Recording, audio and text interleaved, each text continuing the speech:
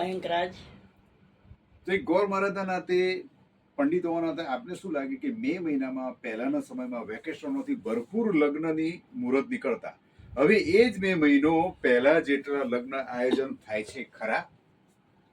આ વખતની આપણે વાત કરીએ પંચાંગ અનુસાર ભારતીય સંસ્કૃતિ જે વર્લ્ડમાં ફેલાયેલી છે મેરેજ માટેની જ આપણે વાત કરીએ વિષય ઉપર. ગોચરનો ગુરુ અને સૂર્ય જે આકાશની અંદર ભૂમંડળમાં ગોચરનો સૂર્ય અને ગુરુ જે ચાલતા હોય છે જે તે રાશિમાં, એમાં આ વખતે સૂર્યથી જે ગુરુ ચાલ્યો છે એ અતિચારી છે.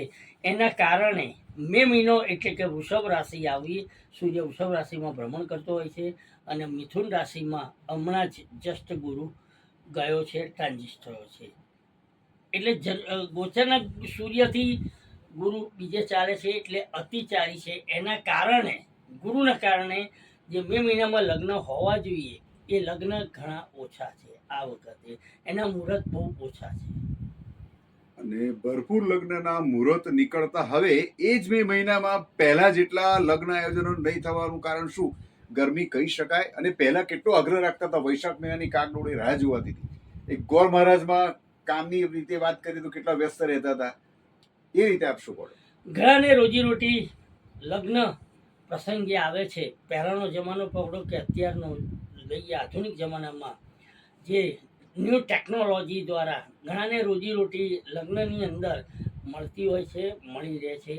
પણ જે આધુનિક જમાનાની અંદર જે રાહુ અત્યારે પ્રબળ કામ કરતો હોય છે, એ રાહુને કારણે રાહુ ગુરુ ને સૂર્ય જે આ વખતની વાત કરીએ, આ સિઝનની વાત કરીએ તો લગ્નની સિઝનમાં જે રીતે સૂર્ય જે તપી રહ્યો છે વૃષભ રાશિમાં ને ગુરુને કારણે શનિ મીન રાશિમાં જળ રાશિમાં ચાલી રહ્યો છે, એટલે પરસેવો વધારે છે, એટલે પાપ વધારે છે. જેના કારણે લગ્નના જે છે જે યોગ છે એ ઘટી ગયા, એટલે કે લગ્ન ઓછા રાખવા માંડ્યા. અને રાખે તો મેક્ઝિમમ લગ્ન એવા છે કે બેન્ક્વેટ હોલમાં રાખે છે, અધરવાઇઝ રાત્રિના લગ્ન રાખે છે.